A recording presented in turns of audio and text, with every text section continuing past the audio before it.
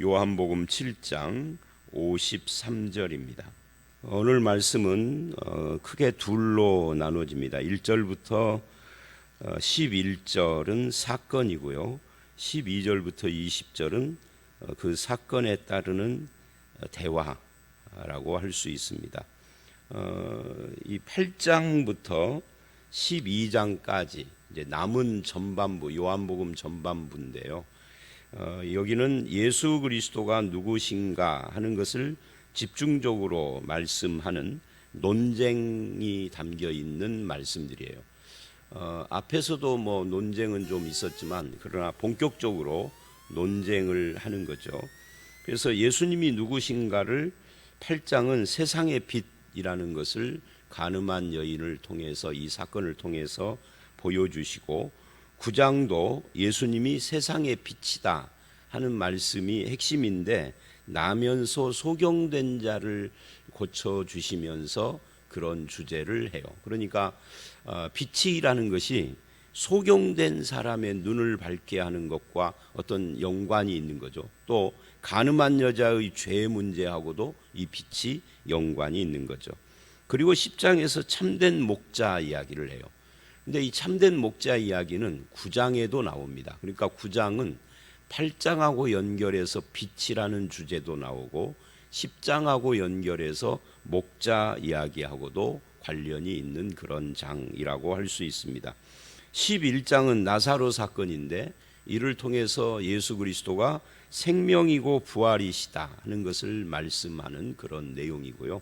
12장은 유월절 사건인데 한 알의 밀로 땅에 떨어져서 많은 열매를 맺으시는 예수님의 죽음과 그를 통하여서 맺는 생명의 열매에 대한 이야기입니다. 이렇게 해서 요한복음 전반부가 마무리가 돼요. 실제로 예수님의 공생의 사역으로 하면은 중간이 아니라 예수님 그 공생의 말기에 해당되는 거죠. 13장서부터는 이제 예수님의 십자가를 앞둔 것으로 확 전환이 됩니다. 그래서 요한복음은 다른 복음서와 달리 13, 14, 15, 16, 17 이 5장이 십자가 직전에 이루어진 그런 내용으로 되어져 있어요. 그리고 이제 13, 4, 5, 6, 7 그런 다음에 18장에 잡히시고 19장에 돌아가시고 20장 그리고 21장에 부활하셔서 갈릴리에서 제자들을 만나는 것으로 마무리를 하죠. 그러니까 요한복음의 전반부의 마지막 5장 중에 오늘 첫 번째 이야기인데 이 8장은 죄와 소속의 문제 그리고 말씀과 자유라는 주제가 반복이 됩니다. 그 중에 이제 1절로 11절이 사건인데요. 가늠하다 현장에서 잡힌 여자 사건이에요. 이 앞부분 11절까지는 또 둘로 나눠집니다. 1절서부터 6절이 이제 사람들이 여자를 고소하는 내용입니다. 그리고 7절서부터 11절은 예수님의 반응, 답변 또는 반응이라고 말을 할 수 있습니다. 1절로 6절에 사람들이 여자를 이제 붙잡아서 예수님께 데리고 오는 그런 내용인데 7장 53절 다 각각 집으로 돌아가고 예수님은 집으로 안 가시고 감람산으로 가셨다라고 되어 있습니다. 이 감람산은 예루살렘 맞은편이죠. 이 겟세마네 동산이 있는 곳이에요. 그 복음서에 보면은 이곳에서 예수님이 주무시기도 하고 그랬다고 합니다. 그리고 아침이 돼서 다시 성전으로 돌아오셨습니다. 그때 이제 그 아침에 성전에서 이 부분을 주목을 하시기를 바랍니다. 어떤 여자를 붙잡아 가지고 왔는데 음행 중에 잡힌 여자예요. 그러니까 아침이라는 것과 그러니까 밤이 막 지난 시점이죠. 아마 밤에 붙잡혔다가 지금 데리고 오는지도 모릅니다. 그리고 성전에서 이 성전이라는 것이 굉장히 중요하죠. 성전의 원래 기능이 뭐죠? 출애굽기 25장과 29장을 보면 성전의 기능은 크게 두 가지예요. 하나는 임마누엘, 하나님이 하나님이 우리와 함께 계신다를 상징적으로 보여주는 것이 성전입니다. 왜 제가 상징이라고 그랬냐면 하나님은 성전에만 계시는 것은 아니니까. 구약에서도 솔로몬이 최초의 성전을 짓고 기도할 때 그 이야기를 합니다. 하나님이 성전에 계시는 것이 아니라 하늘에 계신다고. 근데 하늘에만 계시나요? 아니죠. 온 세상 안 계신 곳이 없는 것이죠. 우주로 나가도 거기 하나님은 우리를 보고 계시죠. 그러니까 이 성전은 임마누엘입니다.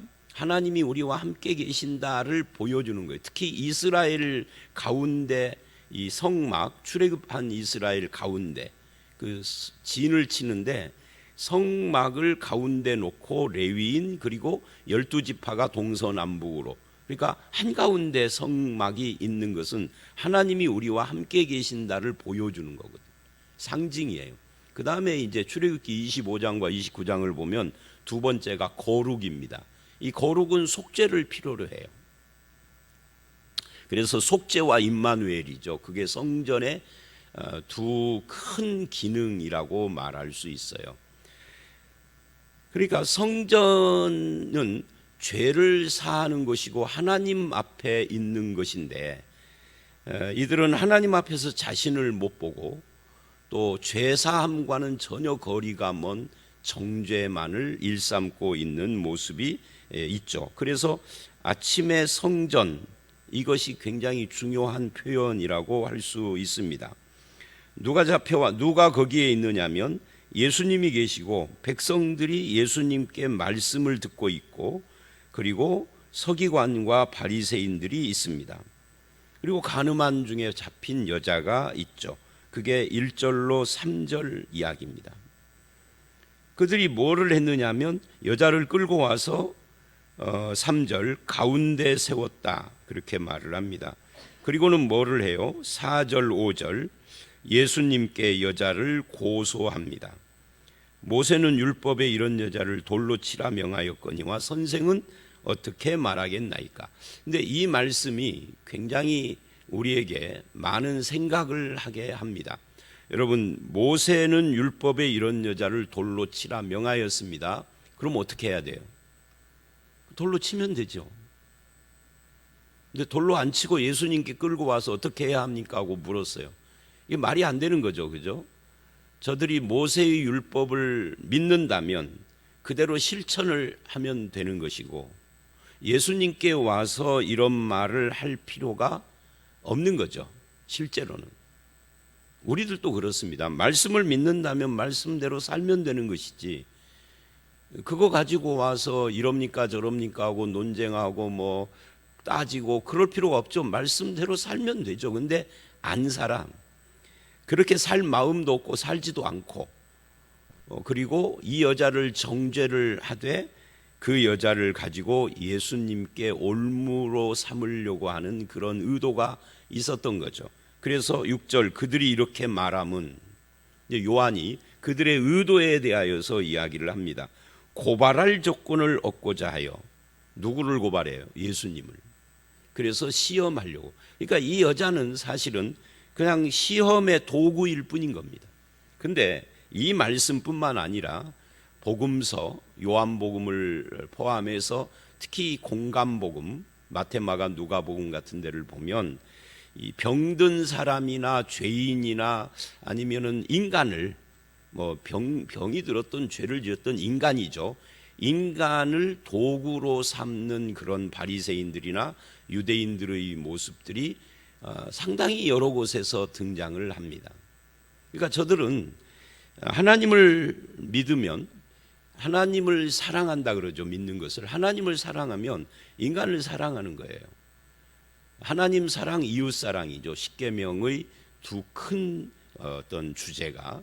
그런데 하나님을 믿는다 하면서 인간을 도구화시킨다는 것은 저들의 믿음이라는 것이 잘못됐다 하는 것을 알 수 있습니다. 모세의 율법이 그렇게 써 있다고 한다면 그렇게 써 있는 대로 하면 되는 거예요.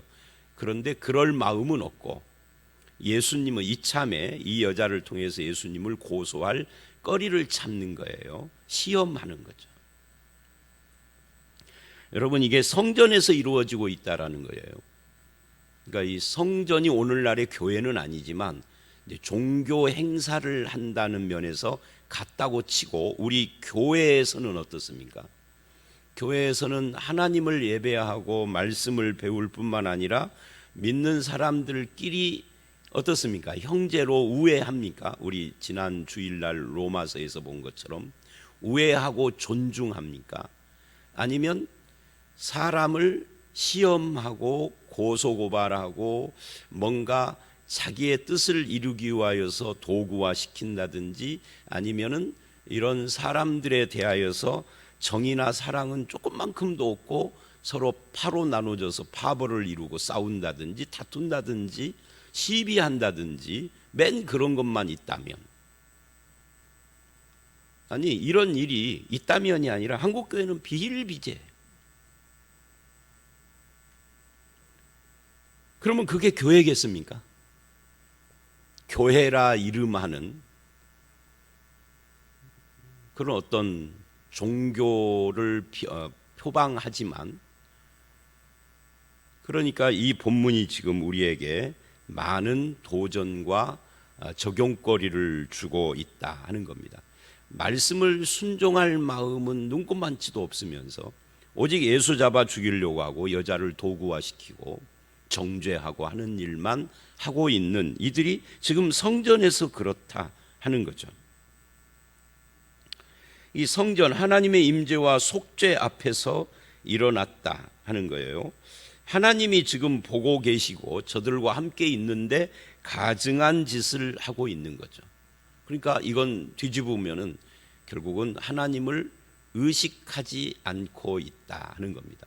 하나님을 의식하지 않는다는 것은 하나님을 경외하지 않는다는 거예요. 우리는 하나님의 경외라는 말을 자주 쓰는데 그 경외라는 어려운 말을 씀으로써 하나도 모르는 거죠. 이 경외라는 것은 다른 것이 아니에요. 하나님의 눈초리를 의식하는 거예요. 하나님이 나와 함께 계시다 하는 것을 믿는 거죠. 그게 경외예요. 다른 거 없어요. 이 용어가 어려울수록 실제로는 그렇게 안 살고 안 믿는 경우가 많습니다. 그러니까 하나님의 임재를 상징하는 성전에서 하나님을 전혀 의식하지 않고 이런 작당을 하고 모의를 하고 사람을 죽이려고 하고 그렇습니다. 또 하나님의 속죄, 죄사함과 율법의 정신, 사랑이죠. 이런 것들이 사라지고 오직 율법을 문자로만 이해를 하고 그것도 실천할 마음은 눈꼽만큼도 없고, 그래서 정죄만 일삼는 그런 모습들이 오늘 본문이 보여주는 말씀이다라고 할 수 있습니다. 그래서 하나님의 율법과 사람의 생명을 가지고 누군가를 정죄해서 올가미를 씌우려고 시험하는 가증한 모습들을 서슴지 않고 하는 거죠. 그런데요, 이런 부분에 대해서 성경은 특히 신명기라든지 이런 데를 보면 아주 구체적인 율법의 적용, 실천에 대해서 이야기를 하고 있습니다. 그래서 그런 말씀들을 실천하며 사는 것이 중요한 거죠. 그래서 이제 예수님께서 이 7절서부터 대답을 합니다. 그런데 어떤 대답을 하든지 다 걸리게 되어 있어요. 사형을 해라 라고 하면은 율법대로 실천을 했는지는 모르지만 로마법에는 걸려요. 그러니까 올가미를 씌울 수 있죠. 로마 황제의 법을 거스른 이놈을 하고 이제 빌라도에게 잡아가려고 하는 거죠. 그런데 그렇게 하지 않고 놓아줘라, 용서해줘라 그러면 모세 율법에 걸려요. 율법을 어기는 놈이다. 뭐 이렇게 또 정죄하려고 하는 거죠. 그러니까 이렇게 대답을 해도 걸리고 저렇게 대답해도 걸려요. 그러니까 묘한 함정이죠. 근데 이 복음서를 보면, 사복음서를 보면 이렇게 이래도 틀리고 아니면 이래도 문제가 생기고 저래도 문제가 생기는 경우들을 들고 오는 경우가 굉장히 많습니다. 특히 마태복음 21장 이하를 보면 그런 논쟁들이 한두 개가 아니라 많이 나오죠. 바리새인들이 와서 그렇게 올무를 걸면은 그 해결을 하면 사두개인이 오고 조금 있으면은 또 다른 사람이 오고 이렇게 해서 계속 예수님께 질문을 하는 내용이 나옵니다. 여기서도 똑같은 겁니다. 그래서 예수님이 이제 저들에게 대답을 하는 거예요. 그들이 묻기를 맞이 아니하는지라 이에 일어나 이르시되 너희 중에 죄 없는 자가 먼저 돌로 치라. 그러니까 로마법을 고려하지도 않고 율법을 가지고 뭐 이것이 옳으니 저것이 옳으니 어떻게 실천을 하느니 이런 문제를 말하지 않고 율법을 주신 하나님의 의도의 핵심을 뚫은 거죠. 우리는 예수님의 이런 말씀을 다 알기 때문에 이제는 우리가 그런 안목을 가졌지만 예수님의 이런 말씀들을 모르고 내가 그런 대답을 듣는다면 뭐라고 대답을 할 거예요? 근데 예수님은 율법을 주신 분이시고 율법의 핵심을 아시는 분이고 율법의 정신이 뭔지를 아시는 분이잖아요. 하나님이시니까. 그러니까 율법의 정신은 이거다라고 설명하는 것이 아니라 그냥 율법을 주신 정신과 의도를 가지고 현장에 직방으로 적용을 해요. 죄 없는 자가 먼저 돌로 치라. 율법은 뭐를 말하죠? 모든 인간이 다 죄인이라는 거예요. 그리고 그것은 사람의 양심이 알고 있다라는 거죠. 그러니까 죄 없는 자가 먼저 치라. 아무도 그것에 대해서 난 죄 없어라고 말할 수 없죠. 예수님의 이 대답이 기가 막힌 대답입니다. 우리는 성경을 보고 이미 알고 있어서 그렇지만 예수님의 이런 말씀이 없는 채로 우리에게 답변을 하면 이거 굉장히 곤란한 질문인 거예요. 이래도 걸리고 저래도 걸리니까 죄 없는 자는 없는 겁니다. 그래서 저들의 양심이 가책을 느꼈어요. 9절. 그러니까 로마서 2장이 그 말을 하죠. 여러분 바울이 대단한 게 아니에요. 바울도 예수님의 이런 말씀들을 알기에 로마서를 쓴 거예요. 예수님의 이런 말씀, 예수라는 존재를 모르면 로마서라는 그런 책이 나올 수가 없어요. 바울이 아무리 똑똑해도 그럴 수가 없어요. 왜냐하면 바울보다 더 똑똑한 사람이 그 당시에 한두 명이었겠습니까? 바울의 스승도 있고 복음을 알았기 때문에 로마서를 쓸 수 있었던 거죠. 근데 로마서를 보면 2장을 보면 1장서부터 3장까지가 죄론에 대한 이야기잖아요. 죄에 대해서. 그러니까 이 율법으로 정죄를 받고 유대인들은 율법 없는 자들은 양심으로 정죄를 받는 거예요. 똑같아. 결론이. 율법도 죄인을 정죄하고 양심도 양심으로 구원받는 게 아니에요. 양심으로도 정죄를 받는 거예요. 심판을 받는 겁니다. 그래서 인간에게는 구원받을 길이 전무해요. 없어요. 양심대로 살면 지옥 가는 겁니다. 율법으로 살면 그래도 지옥 가는 겁니다. 아무도 면할 수 없어요. 그래서 이 심판, 이 지옥, 이 멸망의 길을 벗어나는 것은 양심도 아니고 율법도 아닌 거예요. 하나님의 한 의, 더 라이처스, 이 더 라이처스니스, 이 유일한 의의 길이 따로 있는 거죠. 그게 예수 그리스도를 믿음으로라고 로마서 3장은 말하고 있는 겁니다. 그것도 값없이 은혜로. 그러니까 이 본문이 바로 그렇게 양심의 가치. 그러면 여기서 이제 질문이 생겨요. 손가락으로 쓰셨다 그래요. 너희 중에 죄 없는 자가 먼저 돌로 치라 하고 몸을 굽혀 손가락으로 쓰셨어요. 땅에다가 뭘 쓰셨을까? 대답은 이겁니다. 몰라요. 손가락으로 쓰셨다에 대해서 이런 말 저런 말을 학자들이 하고 사람들이 합니다. 뭐 어떤 사람은 십계명을 썼을 것이다. 십계명의 그 글귀를 쓰니까 사람들이 읽어보고는 양심의 가책이 있었을 것이다 라고 한다든지, 어떤 사람은 또 거기에 서 있는 사람들의 죄를 하나씩 네가 저녁에 이 여자 만나기 전에, 이 여자 잡으러 가기 전에 네 마누라 말고 다른 여자 만났지 뭐 이런 거 썼다든지 뭐 그랬다는 거예요. 너 돈 띄어 먹었지라든지. 또 뭐 여러 가지 이야기를 합니다. 근데요, 다 내가 복음이에요. 지가 알아서 상상한 거예요. 상상. 성경은 말하지 않아요. 왜 말하지 않았을까요? 뭘 썼는지. 뭘 썼는지는 중요하지도 않기 때문에. 뭐 쓰긴 썼는데 그 내용이 중요한 건 아닌가. 그게 만약에 중요하다면, 십계명이라면 손가락으로 십계명을 쓰니 이렇게 기록하지 왜 기록을 안 했을까요? 그들의 죄를 쓰니 그러면은 그렇게 기록하지 왜 그걸 뺐을까요? 왜? 이 대목에서 그건 중요하지 않으니까. 뭐 중요하지 않아서 안 기록했으면 우리는 그쪽으로 상상할 필요가 없어요. 상상을 하여서 말하면 흥미는 있겠지만 그게 성경이 의도하는 것은 아니에요. 자, 그래서 그거는 중요하지 않다. 근데 왜 이걸 말하느냐 하면은 쓸데없는 그런 것에 관심 갖는 분들이 많으니까. 그래서 양심의 가책을 받았어요. 그리고 다 가버렸습니다. 여자만 남고. 그래서 이제 10절 11절 이 사건의 결말입니다. 결론. 여자에게 말을 합니다. 여자여, 너를 고발하던 그들이 어디 있느냐? 너를 정죄한 자가 없느냐? 이 말은 죄 없는 자 있더냐? 라고. 너는 죄인인 것이 분명한데, 여자가 죄가 없는 게 아니에요. 죄인이에요. 그런데 그들을 고발하던 사람들은 죄인이 아니잖아요. 근데 다 가버렸어요. 그러면은 죄인 아닌 사람 있느냐? 이 질문이에요. 있어요, 없어요? 아무도 없죠.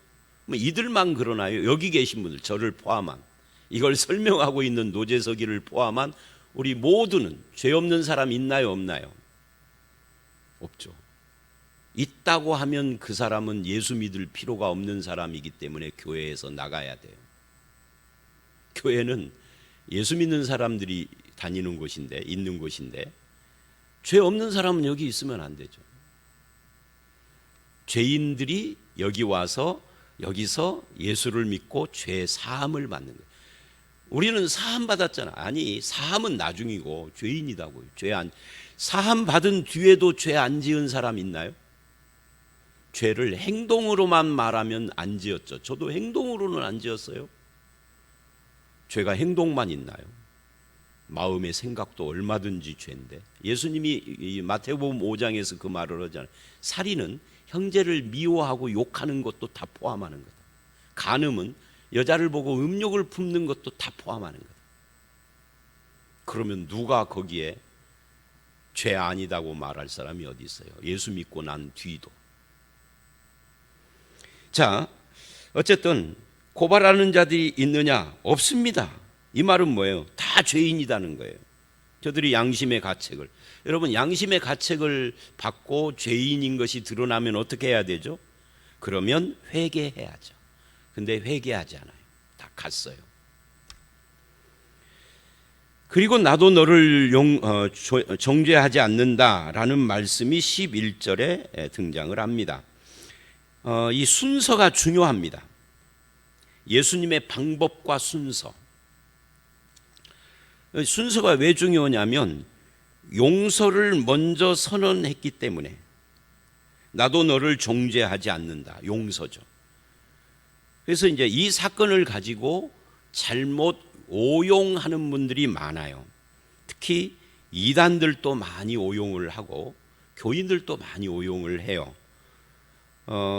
그래서 봐라, 예수님이 간음하다 현장에서 잡힌 여인도 용서해 줬지 않느냐 하고 무조건적 용서를 말하는 분들이 많아요.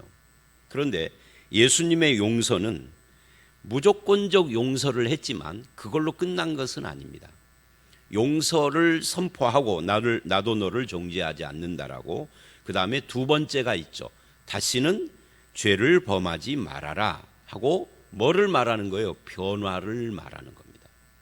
변화를 말하지 않고 그냥 용서했으니 가서 마음대로 살아.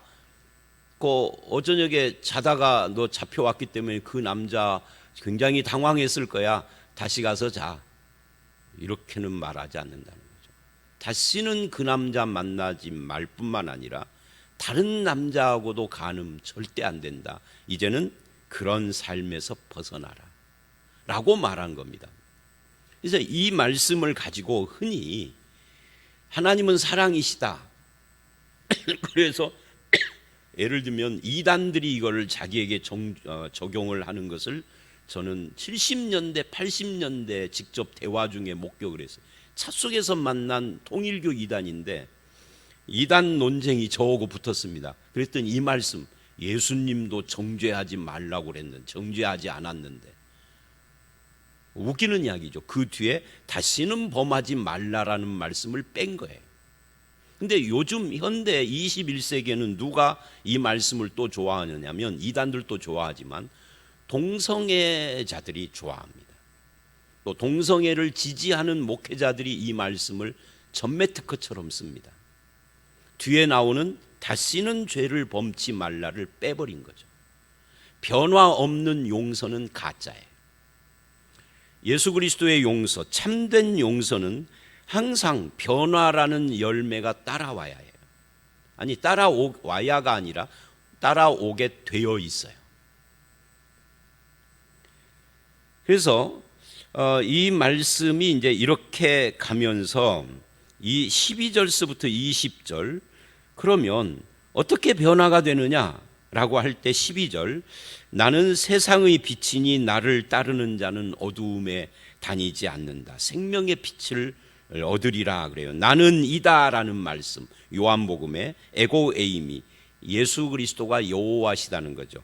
하나님이신 예수가 빛이다. 어떤 빛이냐? 세상의 빛이다. 생명의 빛이다. 이건 1장에서부터 이미 말했던 거예요. 1장 1절 이하서부터. 그러니까 이 어두움에 다니지 않는다, 이 말은 죄 가운데 다니지 않는다. 다시는 죄를 범치 말라 하신 그 11절을 반영한 거예요. 어떻게 다시는 죄를 범하지 않을까요? 어두움에 다니지 않을까요? 예수를 따라야 된다. 왜? 예수님이 빛이니까, 세상의 빛이니까, 생명의 빛이니까. 그래서 이 어두움이라는 것은 죄와 죄로 말미암는 고통, 혼미 이런 것들을 다 포함하고, 예수를 따르는 것은 빛이신 예수 안에서 생명을 받고 어두움에서 해방되는 것을 말하는 거죠. 그렇다면 우리는 이미 예수를 믿고 있으니까 이 생명의 빛, 세상의 빛을 품은 자가 되어야 하는 거죠. 그래서 성도들도 빛입니다. 마태복음 5장은 빛과 소금이라고 하고요. 그렇게 말을 합니다. 이 힌두교나 불교는, 특히 힌두교 같은 데 보면 이마에다가 이렇게 점을 찍잖아요. 다이아몬드처럼. 이건 뭐냐면요, 사람의 내면에 있는 빛을 상징하는 거예요. 그래서 이걸 이제 그 스스로 자가 구원을 말하는 종교들의 특색입니다. 불교도 그렇고요. 하나님 필요 없이, 예수님 필요 없이 인간 스스로 속에 빛이 있다, 이렇게 말을 하는 겁니다.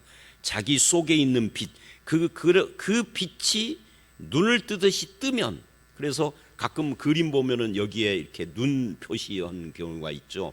이게 뉴에이지도 그렇고, 그건 뭐냐면 신하고 상관없이 인간 스스로에게 빛이 있다, 이거예요. 이게 무서운 겁니다. 하나님 필요 없고 예수님 필요 없는 거죠. 그 빛을 뜨면 되는 거죠. 눈 뜨면 되는 거죠. 근데 그렇지 않습니다. 성경은 예수 그리스도가 빛이다. 그 예수 그리스도를 따르는 자, 예수를 모신 자가 되어야 빛이 있는 거다, 이렇게 말을 하는 겁니다. 그러면서 13절로 19절은 증언의 문제로 바뀌어요. 예수님은 증언의 문제를 너는 너를 위하여 증언하니 네 증언이 참되지 않다, 그러니까 예수님은 이 증언의 문제를 하나님을 아는 문제로 전환을 시킵니다. 14절 이하에. 그래서 14절에 나는, 이 예수님의 기원이죠. 내가 온 곳을 알고 어디로 가는지를 안다. 방향이 있다는 거죠. 근본과 방향이. 너희는 모른다예요. 인간은 이걸 모르죠. 그래서 예수를 따라야 하는 거죠. 15절, 예수님은 육체를 따라 사람을 판단하지 않는다. 즉 보이는 외모로 정죄하는 것이 아니다. 이게 그 앞에 여자 사건과도 관계가 돼요. 외모로 보면 여자는 죄인이고 데리고 온 자들은 죄가 없어요. 근데 외모로 보지 않는다. 사람의 속을 아시는 거죠. 빛이시니까 어두움을. 그런데 19절을 보면 너희는 나도 모르고 아버지도 모른다라고 이제 이 말씀이 그렇게 진행이 됩니다. 그래서 소경인 거죠, 인간은. 하나님을 모르고 예수를 모르는 것은 영적인 소경이라고 할 수가 있습니다. 그리고 16절로 18절 예수님의 판단, 예수님이 정죄하고 심판을 해도 참되고 정당하다. 왜냐하면 두 증인이 있기 때문이다. 율법에는 두 증인 이야기니까 예수님 자신이 증인이고 하나님 아버지가 증인이다. 이렇게 이야기를 해요. 그런데도 판단을 안 하신다는 거죠. 정죄를 안 하시고 용서하신 거죠. 왜? 어두움에 빛을 비추러 오셨으니까. 그런 이야기를 쭉 해요. 그게 19절까지 이야기입니다. 이 말씀을 성전에서 헌금함 앞에서 했으나 잡는 사람이 없었다. 왜? 그의 때가 아직 이르지 않았다. 그러니까 어제도 그 말을 했죠. 예수님은 하나님의 때, 하나님의 뜻, 하나님의 방법을 따라 사셨어요. 이건 예수님에게만 적용되는 것이 아닙니다. 예수를 잡으려는 사람들도 하나님의 때가 오지 않으니까 손댈 수가 없었어요. 예수님이 능력이 있어서가 아니라 때의 문제 때문에. 자, 오늘 이 20절은 마지막으로 우리도 하나님의 뜻과 때를 따라서 살아야 한다 하는 것으로 마무리를 했습니다. 오늘은 이제 길게 이야기를 해서 다시 정리를 할 수가 없겠습니다만은 예수 그리스도가 세상의 빛이다. 그분은 나를 정죄하지 않고 용서하되 변화된 삶을 살게 하신다. 이걸로 마무리를 하도록 하겠습니다. 함께 기도하겠습니다. 하나님, 음행하다가 음행 중에 현장에서 잡힌 여자이지만 그를 정죄할 수 있는 자격이 있는 사람은 세상에 아무도 없음을 봤습니다. 오직 정죄가 가능한 정죄의 그 자격이 있으신 예수님 뿐이신데 그 예수님은 나도 너를 정죄하지 아니한다 라고 용서를 선언하시고 다시는 죄를 범치 말라고 변화된 삶을 요구하셨습니다. 세상에 비치고 생명에 비치신 예수를 따라 사는 사람들은 모두 다 이런 용서와 변화된 삶의 열매를 맺게 된다라는 것도 알았습니다. 우리가 예수를 따르는 자로서 변화된 삶을 살고 주의 용서를 누릴 뿐만 아니라 어두운 세상에 예수의 빛을 반사하는 세상의 소금과 빛으로 살아가는 저희들이 되게 해 주시옵소서. 오늘 이 하루도 빛이신 주님과 동행하는 하루가 되기를 원하옵고 예수님 이름으로 기도드렸사옵나이다. 아멘.